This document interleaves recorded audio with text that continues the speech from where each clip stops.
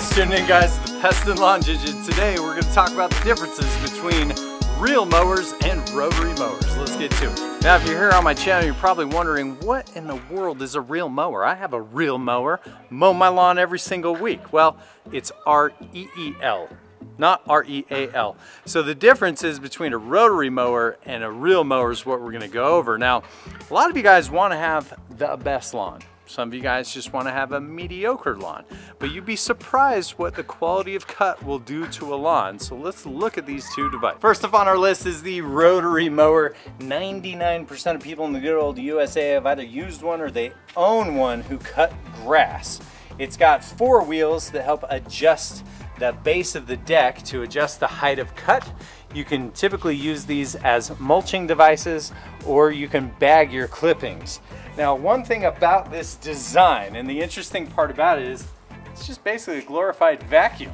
It pulls the grass upwards, chops it like a machete, throws it in the bag. Now, if you have the mulching kit, a lot of these actually have mulching blades, which shoots the grass upwards. It bounces a couple of times. It just keeps chopping and chopping and chopping, and it makes a big difference. Now, the one thing I like about these is they're inexpensive to repair. The repairs are inexpensive. To replace the blades is almost the same cost it is to sharpen the blades, which makes things really, really easy and inexpensive. Now, the downside to this is it can start to make ruts in the lawn. When you get a bumpy lawn, it's just kind of traveling and bumping along with the lawn as well. If the grass is wet, this does not cut very well at all. You're better off just waiting till the grass is dry. Now, there are many different types of rotary mowers out there, and what makes the difference between a cheap one versus an expensive one? Well, believe it or not, it's going to be the deck. The size, the thickness, and the density of your deck does matter. The thing that you have to remember is inside that deck you have a blade that is spinning. The more rigid the deck, the better the blade spins, the better the cut quality you're going to get. Now, if you understand the importance of having a big, strong deck, hit the like button and comment below. Deck size matters. Now, the Ginja's been using this rotary mower for far too long, and it might be time for a change. But let's see what that change is behind the box. All right, Ginja kids, let's get to wrecking!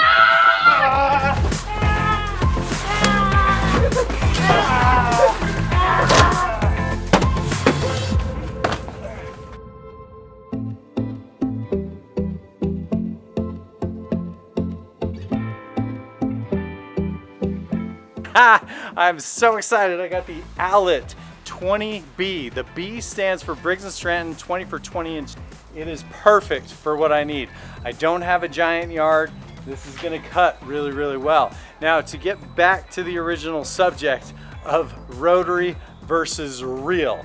Now, these machines look very different from one another, and this one actually has a reel, R-E-E-L, and that's how it cuts the grass. Each individual blade passes over the bed knife and is cut by the reel. Now, you notice it doesn't have any wheels, no 4 wheels to make adjustments, but it does have those 2 cylinders in the back. Now, those are weighted cylinders, and it helps flatten the ground as it passes over. Now, a lot of reel mowers are meant for mulching, but they also have a catcher in the front to catch the grass, so you can both bag and mulch. Now, this option came with a 6-blade reel that will cut anywhere between 1 1/4 inch all the way down to 1/4 inch, which is pretty low. Now, this might surprise you, but there's several models out there that may not be Allett, but will allow you to use a reel mower and still cut up to 3 to 4 inches height of cut. Now, just like the rotary mower, you can find these mowers in push options, gas-powered, battery-powered, and ride-on mowers, commonly found at golf courses. Now, getting back to the subject, rotary mower versus reel, R-E-E-L. These are the mowers that look like they came from a horror movie flick that looks like it's gonna run you over and eat you and kill you, right? But besides that, the major difference is how they cut. Now, the rotary mower, it pulls the grass up like a vacuum, and then it chops it like a machete, and essentially, it's going to tear the paper. Now, this is an exaggerated example of how a vacuum cut will compare to a cut from a real mower. It's just not going to be as smooth due to the suction and the slapping against the grass blades. Now when you get a real mower that has a bed knife and the reel goes over the bed knife, you get a much cleaner cut and a lot less stress on the grass. Now the less stress equals better color overall. You can clearly see how well it's cutting the paper. It will cut this way every single time if the bed knife is sharp, if the reel is sharp, and you have it adjusted properly. Now another benefit to owning a reel mower is you can still mow while it's wet because of the bed knife and how it hits the reel. Now the biggest con of owning a reel mower is the maintenance costs. You don't have to sharpen it every 20 mows, but you're still gonna need to sharpen it at least once a year. It's once every other year, and that can get costly. You're looking at about $100 to $150 to sharpen the reel, but you also need to find a service center that will take it in to sharpen the reel. Another thing to consider about these reel mowers, especially when you're mowing lower, is it's best to have a surface area that's been flattened. Now this may just give you the excuse to bring in all the sand, level and flatten out the lawn so you get a much better cut. Truth be told, you get what you pay for whether you buy a rotary mower or a reel mower. Now I chose the Allett mower for a couple of reasons.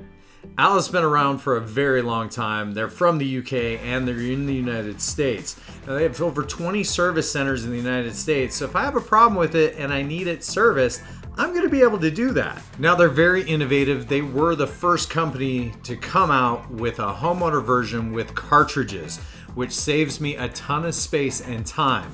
I got the dethatcher, I got the power rake and scarifier, I ended up getting the lawn brush, and I got a 10-blade reel. This is a huge win for the Ginja because I don't have a ton of space. Now, if I had each separate individual machine for a 10-blade reel, a dethatcher, a scarifier, and a lawn brush, my whole garage would be full. And now, truth be told, you don't need a fancy-dancy system like this to have a beautiful lawn. There are several cheaper options out there, like the Fiskars reel mower, the True Cuts, and the McLean's. You can also buy the Sunjo scarifier and dethatcher, save you a ton of money. But if you're one of those individuals out there, you don't mind saving your pennies and you want to buy once and cry once, I highly recommend the Allett Kensington 20B.